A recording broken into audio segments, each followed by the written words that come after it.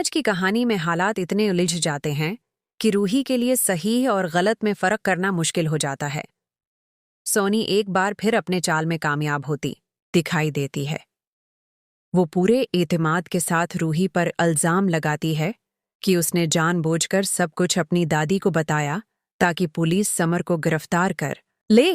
सोनी कहती है कि रूही चाहती थी कि जूही दोबारा इस घर में वापस आ जाए और इसीलिए उसने सब कुछ दादी को बताया। लेकिन खुद रूही भी हैरान है। उसे ये इल्जाम बिल्कुल बेबुनियाद लगता है।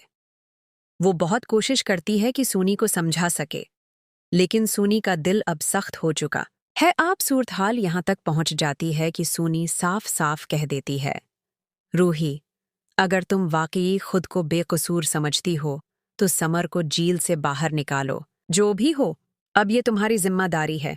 और दूसरी तरफ रूही फैसला करती है कि वो जूही से मिलेगी, सिर्फ एक उम्मीद के साथ कि शायद जूही उसे समझ सके। लेकिन शुरू में जूही का रवैया बहुत सख्त होता है। वो किसी भी सूरत में रूही की एक भी बात मानने को तैयार नहीं होती। रूही उसके सामने हाथ जोड़ती है, मन समाजत करती है, जज्बात से भरी हुई कहती है, समर ने कुछ गलत नहीं किया। अगर कोई उसे बाहर निकाल सकता है तो वो सिर्फ तुम हो, जूही। लेकिन जूही के चेहरे पर कोई तासर नहीं। वो बस रूही की आंखों में देखती रहती है। और अब यहां से कहानी एक नया मोड़ लेती है। जूही कुछ कहने ही वाली होती है कि अचानक उसे एक अजीब फोन कॉल आती है।